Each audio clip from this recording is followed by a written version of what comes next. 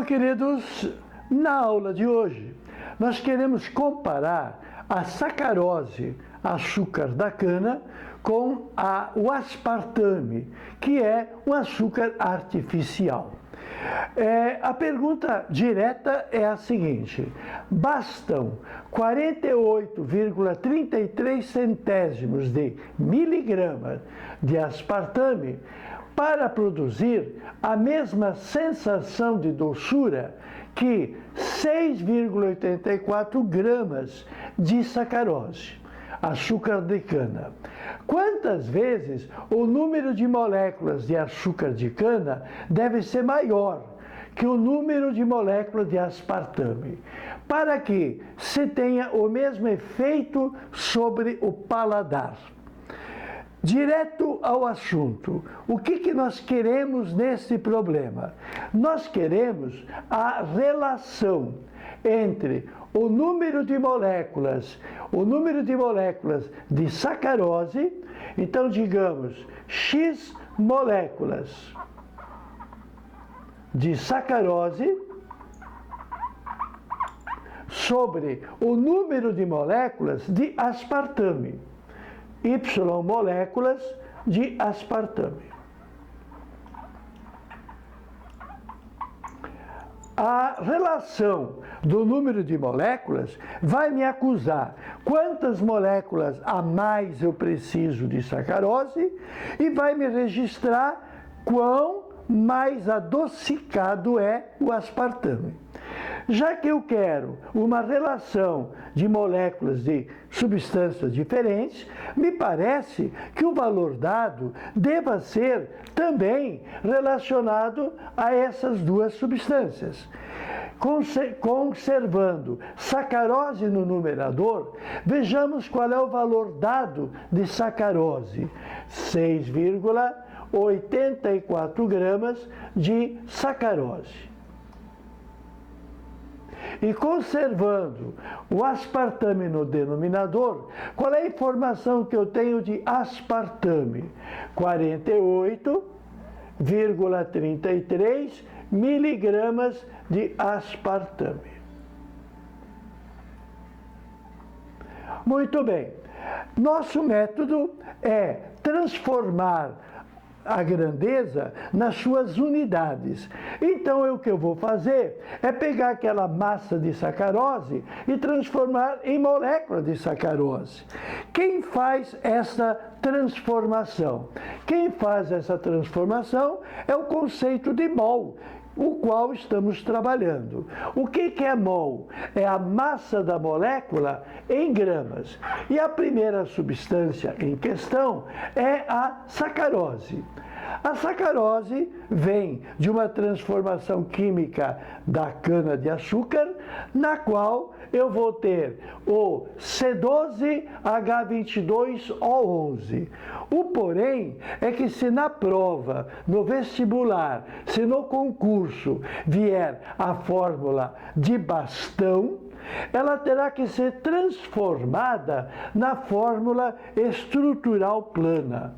Apenas quando eu tiver a quantidade exata de carbonos, de hidrogênio, de oxigênios e nitrogênios, é que eu vou poder achar a massa da molécula. E achar a massa da molécula é fechar a minha identidade.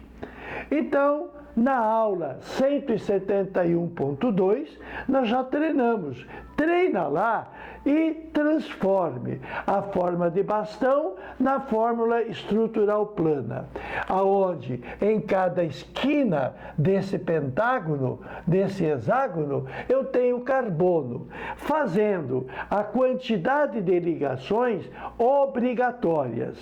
Por exemplo, nesse cantinho, nessa esquina do aspartame, que tem apenas um ângulo, naquela esquina eu tenho o carbono. É traduzir a forma de bastão para a forma estrutural. E além de ter carbono, ele tem que fazer 4 ligações. Como ele está fazendo apenas 2, você completa de H. Todos os carbonos terão que fazer 4 ligações e normalmente eles são completados pelo hidrogênio. O oxigênio faz 2 ligações e o nitrogênio faz 3. A química orgânica é fácil, porque se baseia em apenas 4 elementos químicos, conservando o número de ligações que cada um tenha que fazer.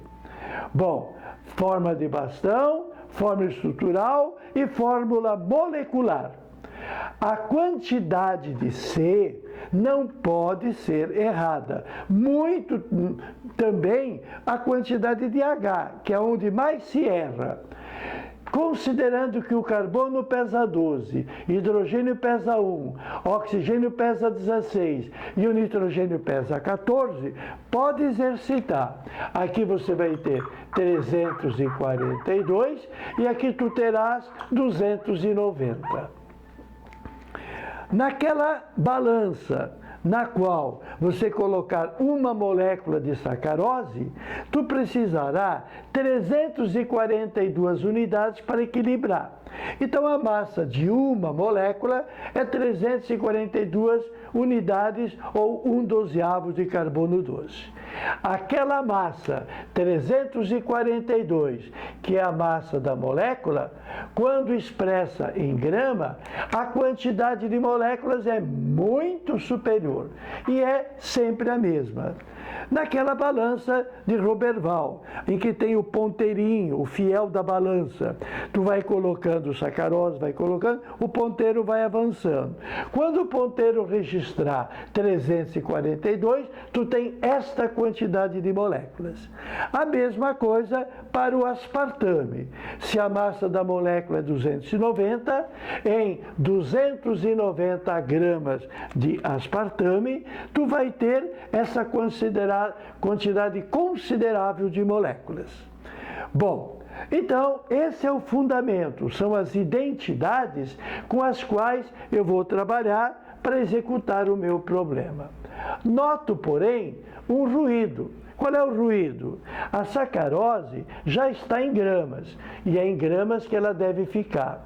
Agora, o aspartame está em miligramas e deve passar para grama. Então, esse ruído de miligrama eu conserto multiplicando por 1. Qual é o 1 pelo qual eu multiplico? Eu coloco 10 na terceira miligrama e coloco 1 grama. Não é verdade que 1 grama são 1000 miligramas? Se 1 grama são 1000 miligramas, esse quociente é 1. Por quê? O numerador é igual ao denominador. Qual é a vantagem desta multiplicação por 1, sendo que a grandeza não se altera? Não se altera a grandeza, mas altera a unidade da grandeza, que agora deixou de estar em miligrama. Então, no numerador eu tenho grama de sacarose e no denominador, grama de aspartame. Aí, eu já vou direto nas massas que nós conversamos. Vou multiplicar por valores unitários que tragam para nós a grandeza moléculas. E não quero saber exatamente quantas são. Eu quero a relação entre elas. Para que eu transforme grama de sacarose em moléculas, para que eu transforme grama de sacarose em moléculas, eu coloco o 342 gramas de sacarose,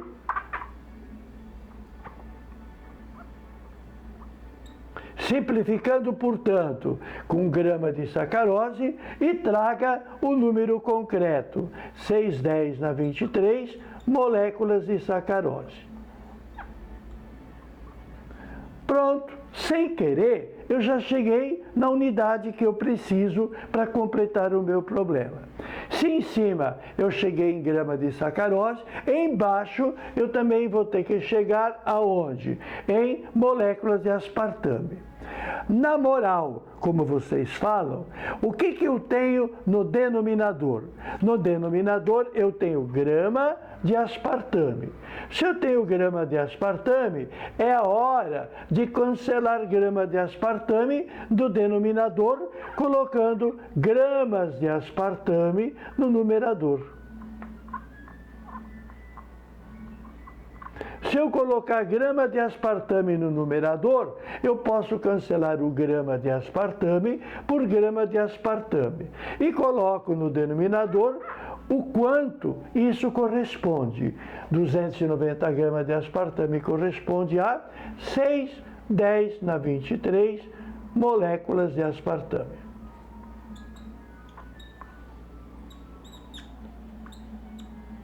Tranquilo, tranquilo. Isso nunca dá errado. Verificamos que se no numerador eu já tenho moléculas de sacarose, se no denominador eu tenho moléculas de aspartame, por quê? O grama de aspartame cortou com grama de aspartame e ficou molécula de aspartame. Se eu já tenho as grandezas pretendidas, eu vou agora dividir os números que sobraram e eles vão me dar a relação. Os números que sobraram, com um pouco de cuidado, claro, os números são 6,84, multiplicado por 10 na terceira, multiplicado por 6,10 na 23 e multiplicado por 290. No denominador, ficou 48,33, ficou 342 e ficou 6,10 na 23. Se esses foram os números que ficaram, quais foram as grandezas que ficaram? No numerador, molécula de sacarose. No denominador, molécula de aspartame. Se eu fizer toda essa multiplicação, eu vou ter o número de moléculas. Se eu fizer toda essa multiplicação, eu vou ter o número de aspartame. Mas eu vou perder tempo. Eu quero só a relação. E a relação se encontra dividindo, simplificando. Aonde o número de Avogadro é igual em cima e embaixo, aonde o 600 é o dobro de 300, não é? 2 vezes 2, 4, 2 vezes 4, 8, 2 vezes 3, 6. É o dobro. Com um detalhe, é o dobro não, são 2 centésimos. 2 centésimos. Porque não é 600, é 6,84. Bom, agora, essa multiplicação de 0,02 por 1000 vai me dar 20. E esse 20 vai multiplicar o 290. Então, multiplica por 3 zeros vai dar 20. Multiplica por 290, divide por 48,33. Já fiz a continha, isso vai me dar, sabe quanto? 120. O que é esse 120? Esse 120 é quantas vezes o número de moléculas de sacarose é maior do que o número de moléculas de aspartame para dar o mesmo sabor. Ou que a doçura do aspartame é 120 vezes maior.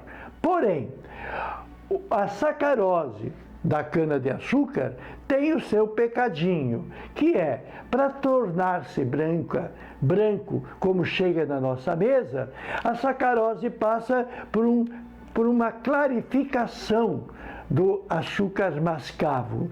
E a clarificação é através de hidróxido de cálcio, cal extinta. Então, é o pecadinho que tem a sacarose. Agora, sobre o aspartame, pesa uma série de acusações. Primeiro, o aspartame ele é vendido com o nome de Zero Cal, com o nome de Fin, com o nome de NutraSweet e está presente em todos os refrigerantes. Sobre ele pesa grave acusação de que ele destrói o sistema nervoso e o cérebro. Nem tudo que é doce é bom. Tote ao seu dispor.